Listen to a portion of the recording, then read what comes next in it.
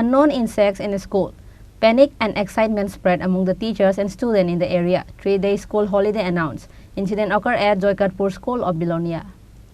Panic and excitement spread among the teachers and students of Bilonia Joykatpur School with the unknown insects that spread all over the school.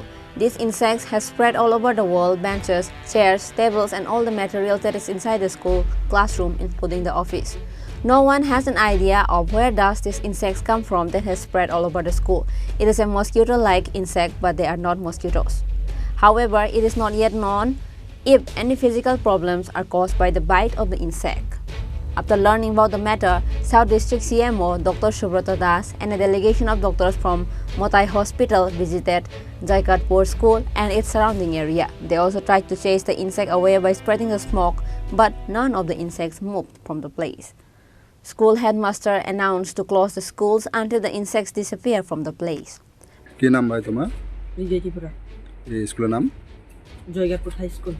এই মশাটা কবে থেকে আছে স্কুলে? শনিবার থেকে। শনিবার থেকে।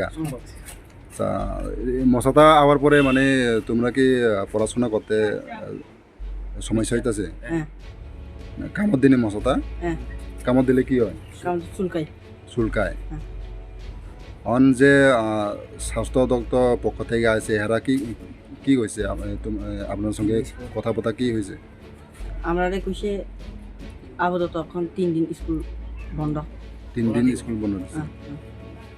অ্যাকচুয়ালি আমরা গতকাল মানে সোমবার দিন স্কুলে আসার পর দেখলাম কি সারা ক্লাসরুমের বাইরে এবং ভিতরে মশার মতো দেখতে, আমরা জানি না যদি এটা মশা কিনা, তখন আমরা মশাই ভেবেছিলাম।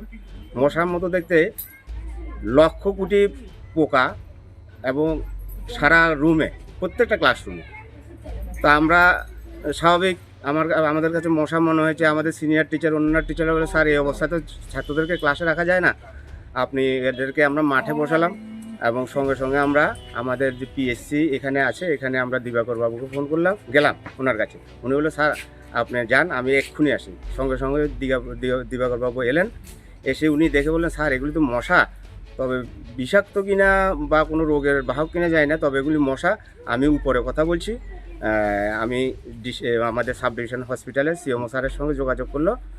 তো উনি বললো যে তাদের ফগিং মেশিনগুলি নষ্ট। আমাদের স্যারও বললো, আজও বললো যে এখন আপাতত আমরা যাতে 3টা কালো হিট নিয়ে আসার জন্য আমাদের বললো উনি।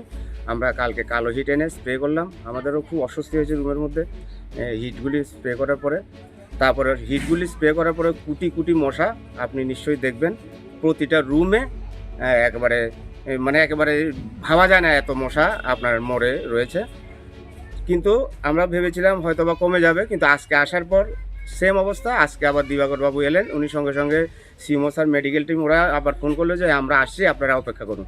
ওনারা আসার পর সিএমও স্যারও এলেন, মতাইয়ের পিএসসির আমাদের স্যারও এলেন, তারপরে বিলোনিয়া হসপিটালের আরও 2জন স্যার ম্যাডাম, এরা সবাই এসে দেখার পরে বললো এটা মশা না, কিন্তু মশা এটা কামড় দিচ্ছে, এটা ভিতর থেকে রক্ত বেরোচ্ছে, চুলকাচ্ছ।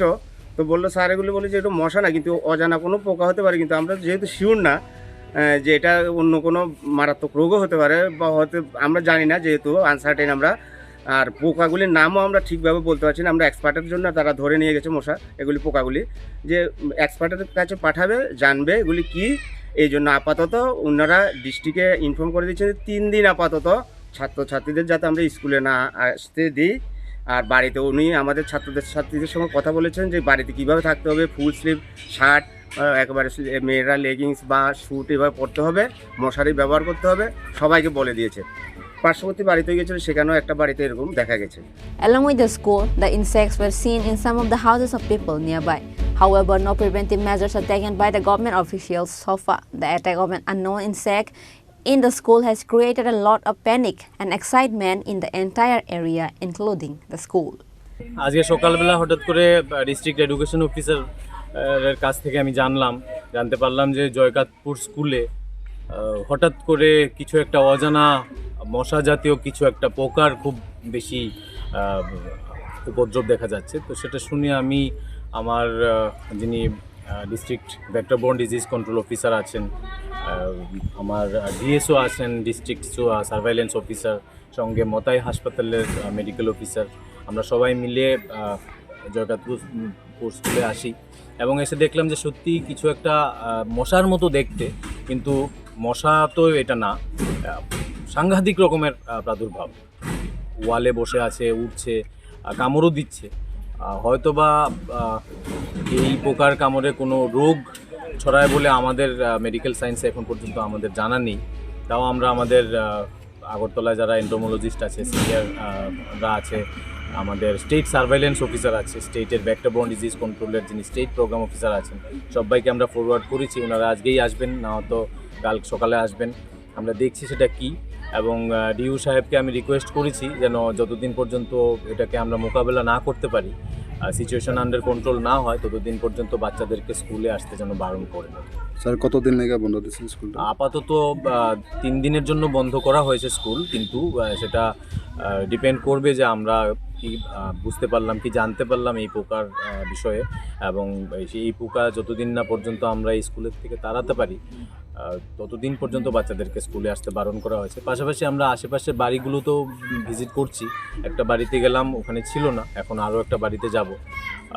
মশা না, অজানা একটা পোকা, খুব সম্ভবত ধানের জমি আছে আশেপাশে, ওখান থেকেই এসছে।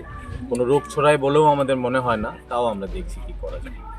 ব্যুরো রিপোর্ট, চিনি খোরাং।